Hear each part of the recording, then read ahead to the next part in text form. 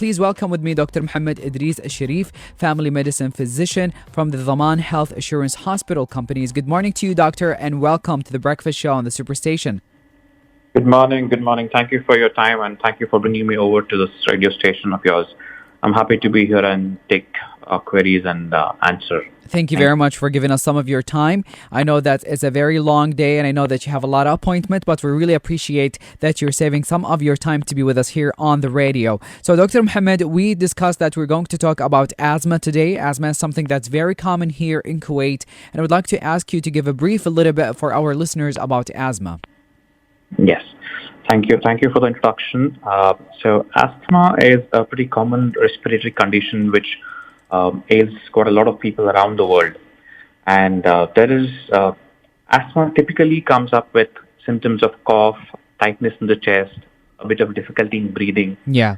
And a typical noise in the chest, what we call as wheeze.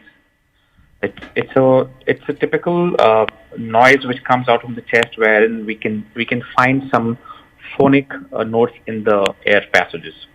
Mm-hmm. So asthma typically happens when there is a trigger towards it. So there is a saying called all asthma is an allergy, but all allergies are not asthma. Yeah. So asthma is pretty common with places such as industrial areas, places which are dry, which are a lot dusty. There is a lot of pollen in the air. These are some of the common factors when asthma does happen.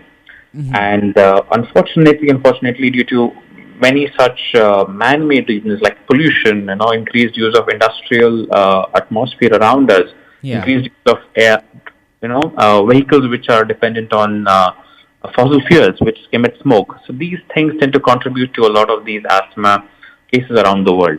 Yeah. And that's something which I think we'll all need to be a bit more careful about and be mindful about. As we know, climate change is one major factor as well. We have been recently hearing about the forest fires around Turkey, Greece, and even the US. These also can precipitate asthma attacks. Now, doctor, you mentioned something quite interesting, that there is a difference between asthma and allergies. So maybe not a lot of people are aware of that, or maybe they think that asthma and allergies are exactly the same thing. So how can we differentiate between both, and what is the main differences between the allergies and asthma? Allergies are many types. There could be something which is a very mild allergy. For example, if I get exposed to some dusty environment, I immediately tend to sneeze. So that itself is an allergic reaction. And some people also tend to have watery eyes when they're exposed to dusty environments or when there is smoke in the air. Yeah. All these are smaller allergic reactions to certain particles which our body cannot take. The exposure to these things, the body tries to resist towards it. Yeah. So the immediate action of the body is to try to eliminate that from entering your body. Mm-hmm. So sometimes what happens, these triggers are smaller quantities but more frequent. Smaller exposures, more frequent exposures. Over a period of time, our body develops an allergic reaction to it. Mm-hmm. So allergies can be mild, moderate, and severe. And there could be skin allergies, there could be eye allergies, there could be tummy bugs, which can also be because of allergies. There could be respiratory conditions which can be because of allergies. Mm-hmm. So one of the most complicated allergies is what we call the anaphylaxis, which is one of the worst condition where it could be life-threatening, but it's very rare. Yeah. Asthma, on the other hand, is one part of this huge family of allergies. Mm-hmm. It's not the whole. So asthma typically, affects your lower respiratory part, that is your lungs and, the tubes connecting your nose to your lungs. Mm-hmm. Basically, we call them the airways. So the airways become hyperactive, again in an attempt to cleanse whatever is causing that particular allergy within your system. So that's the difference between the two. Mm-hmm. I have a question, doctor. Can people be born with asthma, or do you develop this because of the environment or a bad habit or lifestyle that you have? It can be both, to be honest.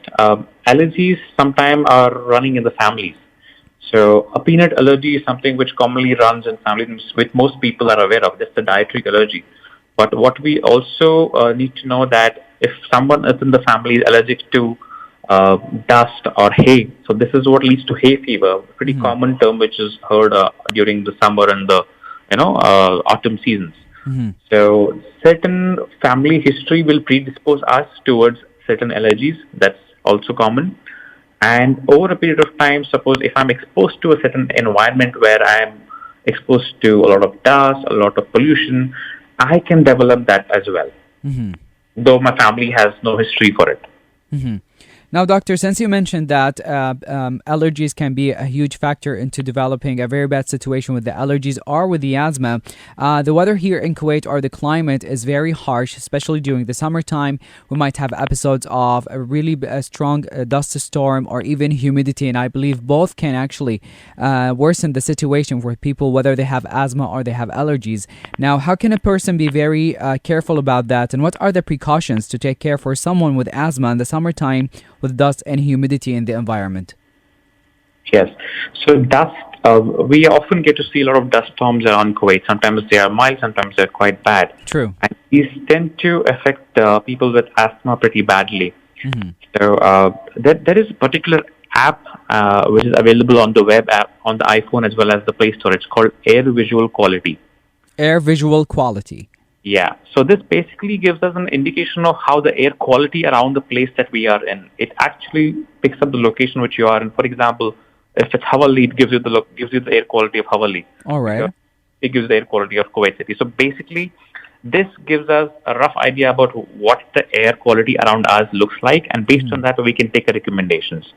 For example, if the air quality index is moderate to severe, the recommendation for even healthy people is to wear a mask when you're out in this particular situation. And for people who are asthmatic, they will have to wear a double layer mask or a proper pollution control mask. So that is one thing which is required. Try to limit moving out during these situations when the quality is bad. Move out only when necessary. And make sure if you are asthmatic, always carry your inhalers with you. At least the one which comes with the blue cap, which is called as the reliever medication, has with you always. Great. Thanks for the advice, doctor. Now, before I let you go, I really have one question that is related to people's daily lifestyle. Now, here in Kuwait, people wear a lot of perfumes. They like the burning scent as well. It's part of our culture, to be honest. Like whenever there is a gathering and whenever you're going out or even for your day-to-day activities, people like to use these things. It's part of our culture and lifestyle. Can they actually worsen the situation with a person of an asthma? Like people with asthma shouldn't wear perfume or be around the places where they have the bukhur, we call it the burning scent, we call it bukhur here. Doesn't make it bad? So it's not the same for everyone. So we need to know if there is someone within our community or our gatherings who has these allergies. And generally these people would come up to us and tell us that there is a health issue for which they would like to be away from these scents and these bukhur, basically. Yeah. So yes, I think if we as a community are mindful that there are people around us who may not stand it for the sake of the health purpose, I think that should be the way to go about, inshallah. But most people may not have this, but yes, some people do. So it's about us to be a bit more mindful of our people and help them around during these situations, inshallah. Inshallah. Well, doctor, thank you very much for your time. We really appreciate the valuable information that you gave about asthma and answering some of the questions that we have here. Thank you very much, and we wish you a very beautiful day ahead. My pleasure. Thank you so much for your time, and have a good day. You too. Take care. Thank you very much. Goodbye.